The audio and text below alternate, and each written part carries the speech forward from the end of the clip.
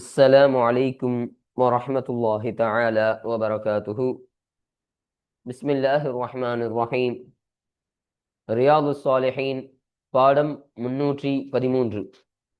இந்த ரியாது சாலிஹீன் கிதாபினுடைய 313ஆம் நாள் பாடத்தில் நாம் அமர்ந்திருக்கின்றோம். இந்த பாடத்தில் பாபுல் ஹஸ்ஸி அலல் அக்லி மின் அமலி யதிஹி வத்தஅஃபுஃபி பிஹி அனி சுஆலி வத்தஅர்ருதி லில்இஅதாஇ என்ற தலைப்பின் கீழ் அமையக்கூடிய வரக்கூடிய ஹதீஸுகளை பற்றி நாம் பேச இருக்கின்றோம். அல்ஹம்துலில்லாஹ்.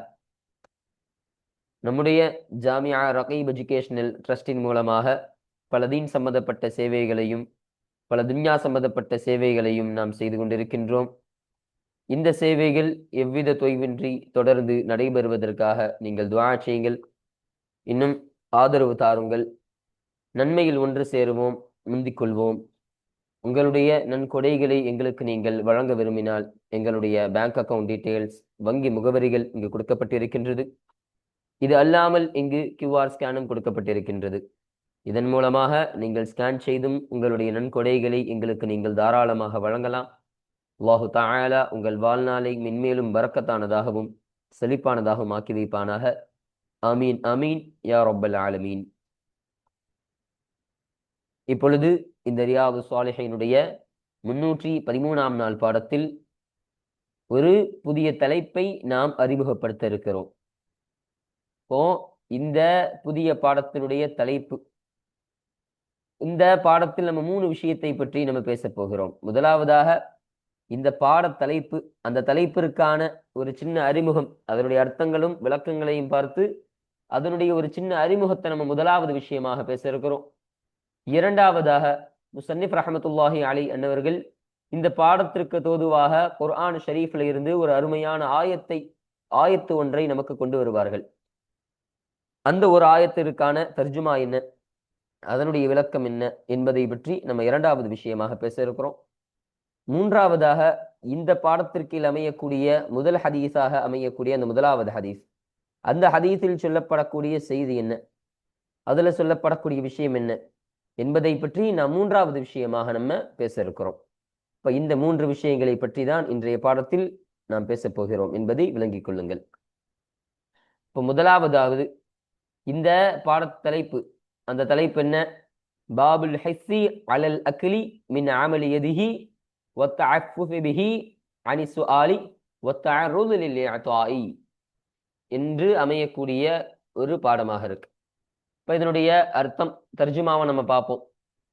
பாபுல் ஹஸ்ஸி அலல் அக்லி மின் அமலி யதிஹி, தன்னுடைய கையின் செயல்பாட்டை கொண்டு, தன்னுடைய கரத்தின் வேலையின் மூலமாக உண்ணுதல் மீது, உண்வதின் மீது தூண்டுதல் குறித்த பாடம். வத்தஅஃபுஃபி பிஹி அனி சுஆலி, இன்னும் பிற மக்களிடத்தில் கேட்பதை விட்டும் உழைப்பை கொண்டு பேணிக்கையோடு வாழுதல் என்பதை குறித்து பேசக்கூடிய பாடமும், வத்தஅர்ருது லில்இஅதாஇ, மற்றவர் கொடுப்பதற்காக தன்னை முற்படுத்துவதை விட்டும் பேணிக்கையாக இருப்பது என்பதை பற்றி பேசக்கூடிய ஒரு பாடமாகவும் இது அமைகின்றது. அப்போ இங்க 3 விஷயத்தை சொல்றாங்க. இந்த முதலாவது விஷயம் என்னன்னா, தன்னுடைய கையினுடைய செயல்பாட்டை கொண்டு, வேலையை கொண்டு உண்ணுதல் என்பதன் மீது தூண்டுதல். அப்படின்னா என்ன? இப்ப தன்னுடைய கை கொண்டு உழைத்து சாப்பிட வேண்டும் சொல்றாங்க.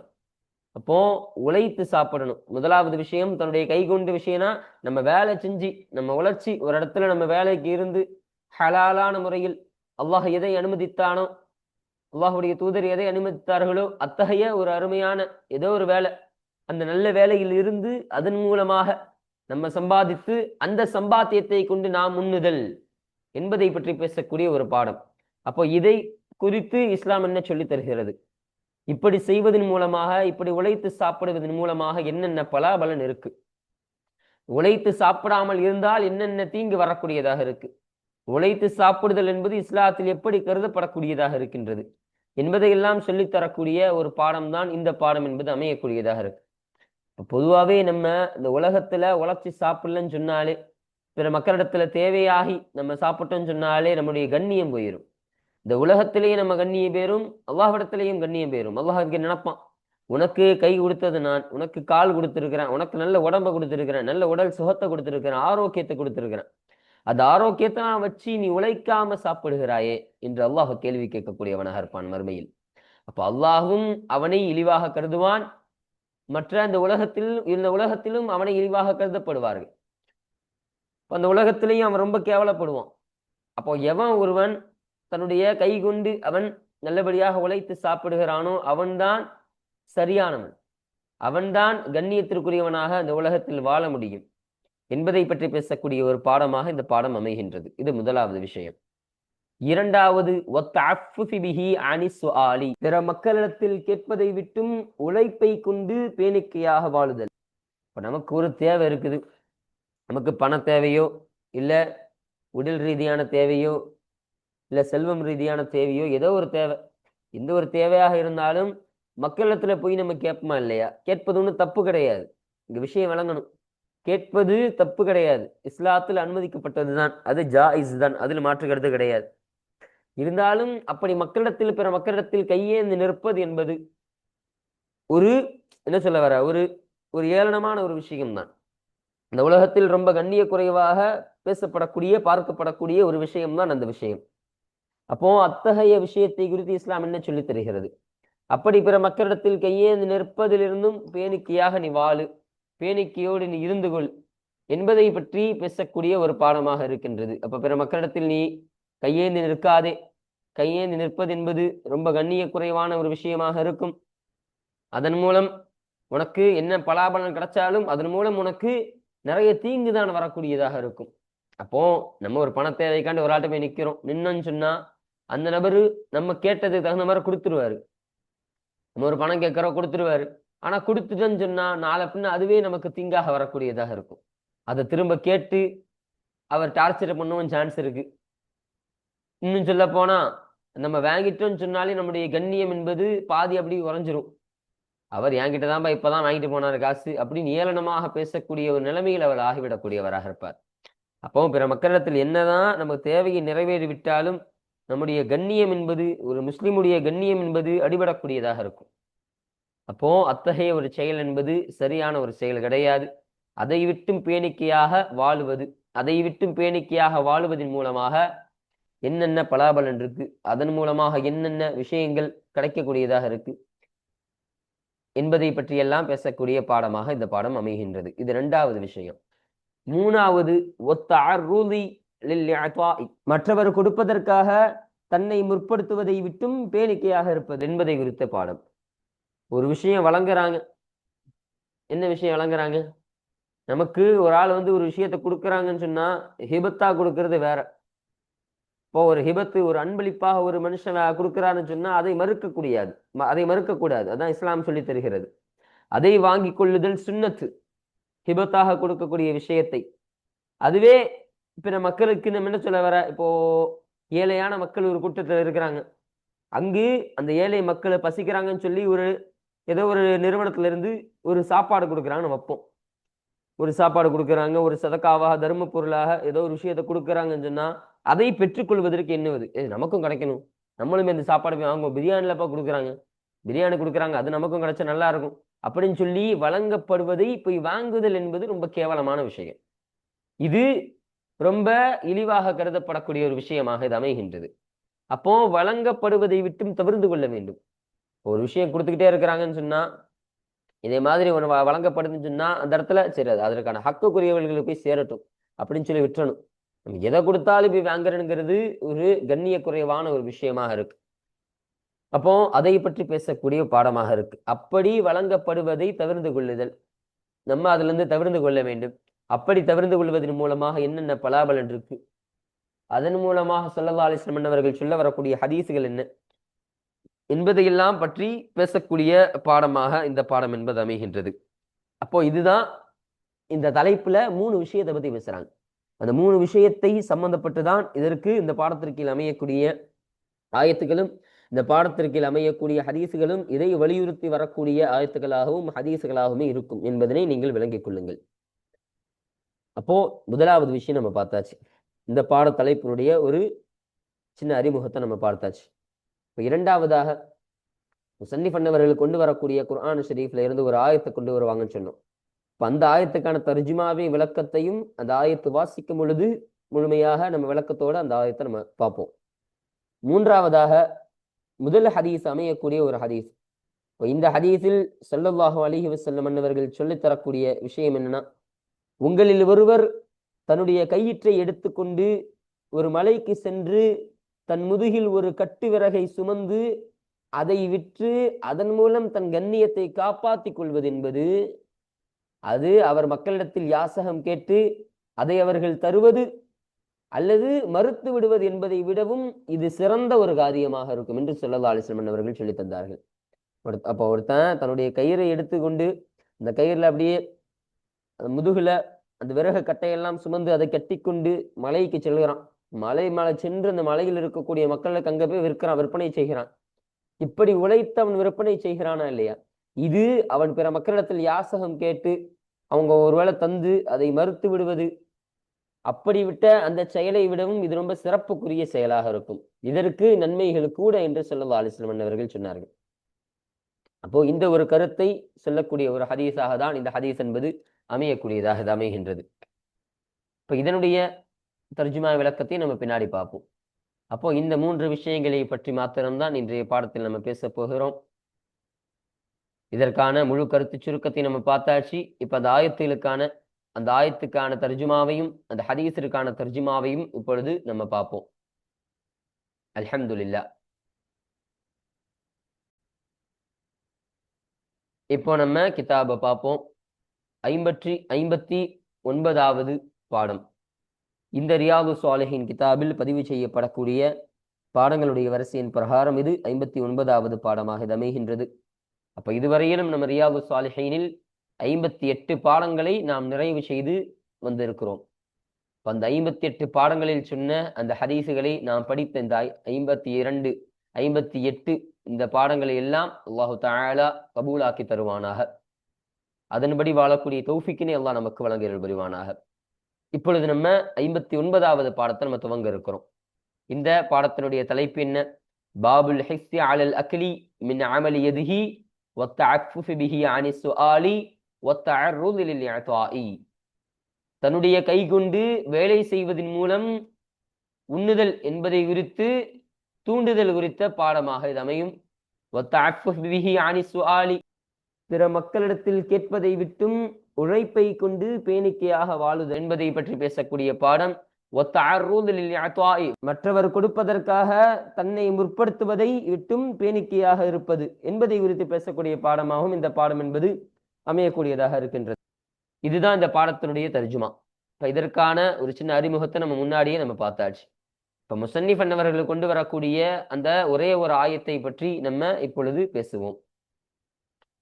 قال الله تعالى, உயர்ந்த அல்லாஹு தஆலா சொன்னா, فإذا قضيت الصلاة فانتشروا في الأرض وابتغوا من فضل الله صدق الله العظيم என்று அமையக்கூடிய ஒரு ஆயத்.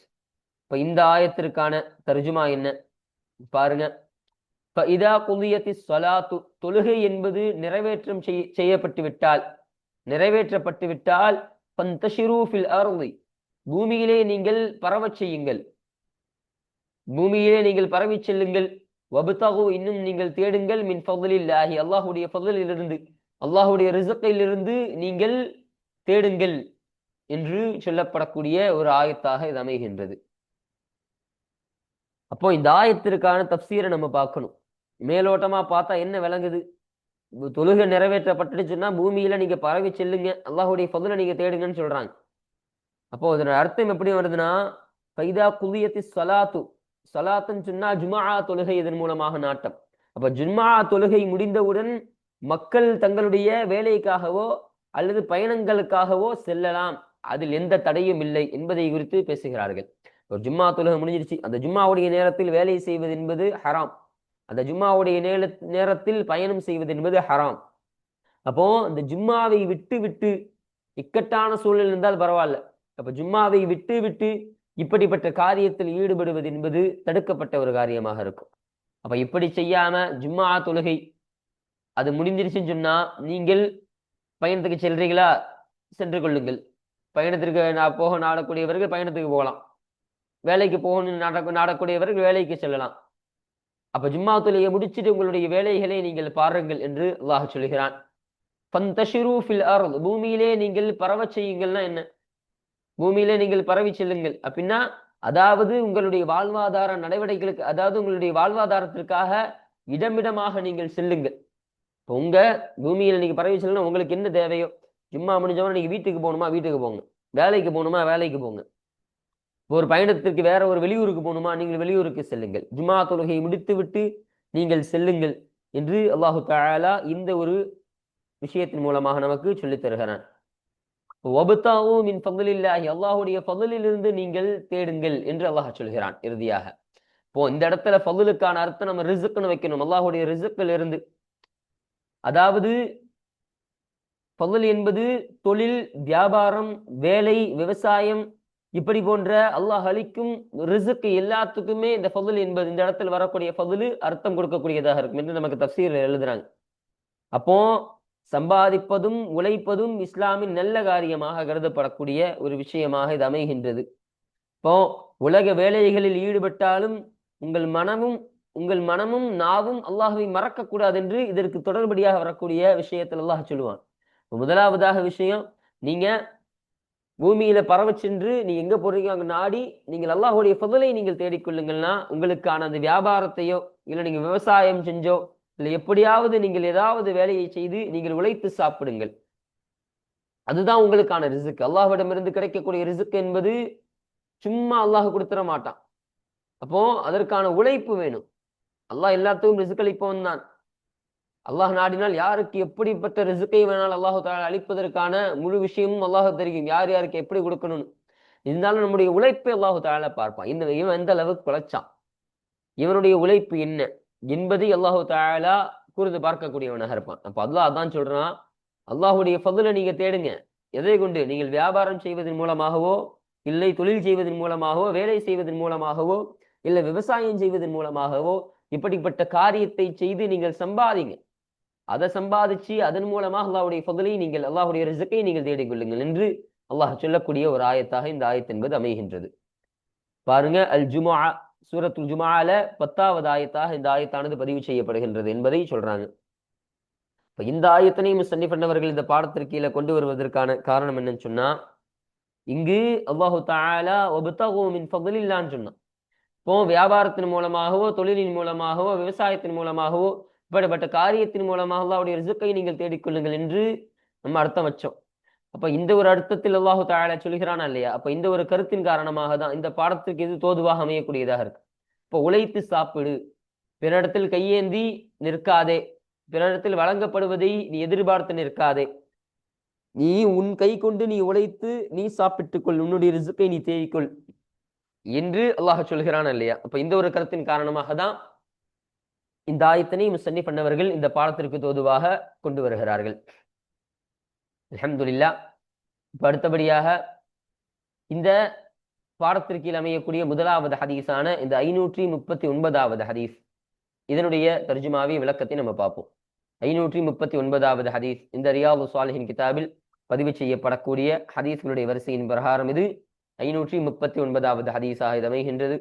இப்போ இந்த ஹதீஸானது யாரை தொற்றும் அறிவிக்கப்படக்கூடிய ஹதீஸாக இருக்கின்றது என்றால், அன் அபி அப்துல்லாஹி ஜுபைர் இப்னுல் அவாம் ரலியல்லாஹு அன்ஹு, அபு அப்துல்லா என்று சொல்லப்படக்கூடிய அவாம் என்பவருடைய மகனான ஜுபைர் ரலியல்லாஹு அன்ஹு அன்னவர்களை தொற்றும் அறிவிக்கப்படக்கூடிய ஹதீஸாக இந்த ஹதீஸானது அமைகின்றது. ரலியல்லாஹு அன்ஹு அவர்களை தொற்றும் அல்லாஹு தஆலா பொருந்திக் கொள்வானாக.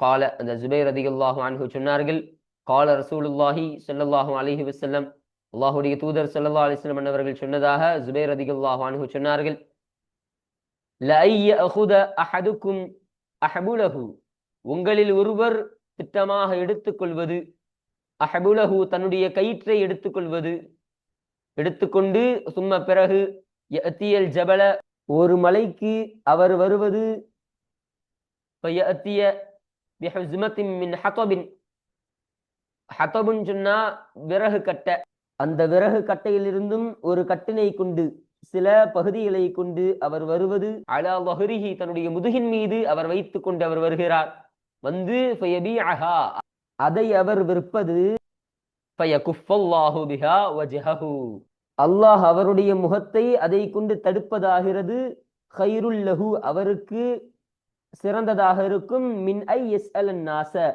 மக்களிடத்தில் அவர் யாசிப்பதிலிருந்தும், மக்களிடத்தில் அவர் யாசகம் செய்வதிலிருந்தும் அது அவருக்கே சிறந்ததாக இருக்கும். அஅதௌஹு, மக்கள் அவருக்கு கொடுத்தாலும் சரியே, அவ் அல்லது மனஅஹு, அவருக்கு மக்கள் கொடுக்காமல் மறுத்தாலும் சரியே என்பதை விடவும் இதுவே அவருக்கு ஹைரானதாக இருக்கும் என்று ஸல்லல்லாஹு அலைஹி வஸல்லம் அவர்கள் சொல்லித் தருகிறார்கள். இப்போ உங்களில் ஒருவர் ஒரு விறகு கட்டையை கொண்டு மலைக்கு செல்றீங்க. அந்த மலைக்கு சென்று எப்படி சில கட்டைகளை, சில விறகு கட்டைகளை சுமந்து கயிற்றையெல்லாம் கட்டிக்கொண்டு மலையில் சென்று அதை விற்பனை செய்கிறார்னு சொன்னா, அதன் மூலமாக அவருடைய கண்ணியத்தை அல்லாஹு தஆலா பாதுகாக்கிறான் என்று சொன்னார்கள். அதன் மூலமா எப்படி அல்லாஹ் கண்ணியத்தை பாதுகாப்பானா, அவர் உழைத்து சாப்பிடுகிறார். அப்போ உழைத்து சாப்பிடுவதன் மூலமாக யார் அவரை பார்த்து கேவலமா பேச மாட்டாங்க. யாருப்பா இவன் தேவையில்லாம மலை உச்சியில போய் தேவையில்லாம இதை கொண்டு போய் விற்கிறாரப்பா அப்படின்னு இவரை பத்தி தெரியாதவர்கள், விளங்காதவர்கள் சொல்வார்கள். ஆனால் விளங்கியவர்கள் என்ன சொல்லுவாங்க, இவர் தான் உழைப்பாளிப்பா, எப்படி உழைக்கிறாரு பாருங்க. அப்போ தன்னுடைய உழைப்பிற்காக வேண்டி அவர் எவ்வளவு கஷ்டப்பட்டு முதுகுல இந்த விறகு கட்டையெல்லாம் சுமந்து அவ்வளவு வெயிட்டை தூக்கி மலை உச்சி வரைக்கும் ஏறி அங்க போய் விற்பனை செய்கிறான்னு சொன்னா இவர் எவ்வளவு பெரிய வியாபாரியா இருப்பார், இவர் எவ்வளவு உழைப்பாளியாக இருப்பார் என்பதை கருதி கொண்டு மக்கள் இவருக்கு கண்ணியம் செலுத்தக்கூடியவர்களாக இருப்பார்கள். அப்போ இவருக்கான ஒரு ஏளனமான பெயரோ இழிவாகவோ இவரை யாரும் கருத மாட்டார்கள். இப்ப இவருக்கான கண்ணியத்தை அல்லாஹு தஆலா இந்த ஒரு செயலின் மூலமா அல்லாஹ் பாதுகாத்தான் இல்லையா, அதனால்தான் அவர் ஸல்லல்லாஹு அலைஹி வஸல்லம் அவர்கள் ஃபயகுஃபல்லாஹுன்னு சொன்னாங்க. இப்போ அவருடைய கண்ணியத்தை இதன் மூலமாக அல்லாஹ் பாதுகாக்கிறான் என்று சொன்னால் இதுவே அவருக்கு சிறப்பானதாக இருக்கும். எப்படி மக்களிடத்தில் அவர் கேட்டு அதை மக்கள் தருவதோ இல்லை, அதை மக்கள் மறுத்து விடுறாங்க. இவர் கேட்டோன்னே மக்கள் வந்து ஒண்ணு கொடுத்துடுறாங்க, அந்த கேட்ட விஷயத்த, பணத்தையோ ஏதோ ஒரு தேவையை.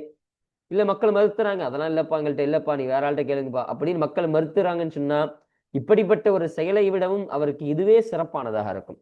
அவர் உழைத்து சம்பாதிப்பது, அவர் பிற இடத்துல மக்களிடத்துல போய் கேட்கறத விட இப்படி கஷ்டப்பட்டு உழைச்சு சம்பாதிக்கிறது தான் அது ரொம்ப சிறப்புக்குரியது. அப்போ அல்லாஹ் அதன் மூலமாக அவருடைய கண்ணியத்தை பாதுகாப்பான்னா அல்லாஹுடைய பொருத்தத்தை பெற்றுத்தரக்கூடிய ஒரு காரியமும் இதுதான் என்பதை விளங்கிக் கொள்ளலாம். அப்போ இதன் மூலமாக நன்மைகளும் அவருக்கு கிடைக்கக்கூடியதாக இருக்கும் என்று ஸல்லல்லாஹு அலைஹி வஸல்லம் அவர்கள் இந்த ஹதீஸின் மூலம் நமக்கு சொல்லித் தருகிறார்கள். ரவாஹுல் புகாரி, இந்த ஹதீஸனை புகாரி ரஹ்மத்துல்லாஹி அலைஹி அன்னவர்கள் அறிவித்தார்கள். அப்போ இதுதான் 539வது ஹதீஸ். அப்ப இந்த ஹதீஸானது இந்த ரியாது ஸாலிஹீன் கிதாபில் பதிவு செய்யப்படுவதற்கான காரணம் என்னன்னு சொன்னா, இங்கு ஸல்லல்லாஹு அலைஹி வஸல்லம் அவர்கள் சொல்லும் பொழுது இப்படிப்பட்ட ஒரு உழைப்பாளியை பற்றி சொல்றாங்க. இப்படி விறகு கட்டியை சுமந்து மலையில் போய் விற்கக்கூடிய அந்த நபர், இவர் மக்களிடத்தில் யாசகம் கேட்பதை விட இவர் சிறந்தவர். அப்போ இதுவே அவருக்கு சிறந்த ஒரு காரியமாக இருக்கும் என்று ஸல்லல்லாஹு அலைஹி வஸல்லம் அன்னவர்களை பறைசுட்டுகிறார்கள். இப்ப இந்த பாடம் என்பது இதை பற்றி பேசக்கூடிய பாடம் தான். தன்னுடைய கைகுந்து உழைத்து சம்பாதிப்பது, இன்னும் பிற மக்களிடத்தில் கையேந்தி நிற்காமல் தன்னை பாதுகாத்துக் கொள்ளுதல், இன்னும் பிற மக்கள் வழங்குவதை தவிர்த்து கொள்ளுதல், வழங்கக்கூடிய இந்த விஷயத்திலிருந்து தவிர்த்து கொள்ளுதல் என்பதை பற்றி பேசக்கூடிய பாடமாக இது அமையுதா இல்லையா? அப்ப இந்த ஒரு கருத்தின் காரணமாக தான், இந்த ஒரு கருத்திற்கு சம்பந்தப்பட்டு தான் இந்த ஹதீஸானது வரக்கூடியதாக இருக்கு. இப்போ இந்த ஒரு கருத்தின் காரணமாக தான் இந்த ஹதீஸானது இந்த பாடத்திற்கு கீழே பதிவு செய்யப்படுவதற்கான காரணமாக இது அமைகின்றது. அல்ஹம்துலில்லாஹ். அப்போ இன்றைய பாடத்தில் இந்த 59வது பாடமான இந்த பாட தலைப்பை குறித்த ஒரு சின்ன அறிமுகத்தை நம்ம பார்த்தோம். அதற்கு கீழே முஸன்னிஃப் அவர்கள் கொண்டு வரக்கூடிய இந்த குர்ஆன் ஷரீஃப்ல இருந்து வரக்கூடிய இந்த ஒரு ஆயத்தை நம்ம பார்த்தோம். அடுத்தபடியாக இந்த பாடத்திற்கு அமையக்கூடிய முதல் ஹதீஸான இந்த 539வது ஹதீஸை குறித்த செய்திகள், அதனுடைய தர்ஜுமாக்கள், விளக்கங்கள், அதனுடைய கூடுதல் செய்திகள், மற்ற எல்லா விஷயத்தையும் முழுமையாக பார்த்து இன்றைய பாடத்தை நாம் நிறைவு செய்து விட்டோம். அல்ஹம்துலில்லாஹ். இப்போ இன்ஷா அல்லாஹ் அடுத்த பாடத்தில் இந்த 540வது ஹதீஸான இந்த ஹதீஸை குறித்த செய்தி, அதில் சொல்லப்படக்கூடிய விஷயங்களை பற்றி இன்ஷா அல்லாஹ் நாம் அடுத்த பாடத்தில் நாம் பேசுவோம். வாஹிர் தஅவானா அனில் ஹம்துலில்லாஹி ரப்பில் ஆலமீன். அஸ்ஸலாமு அலைக்கும் வரஹ்மத்துல்லாஹி தஆலா வபரகாத்துஹு.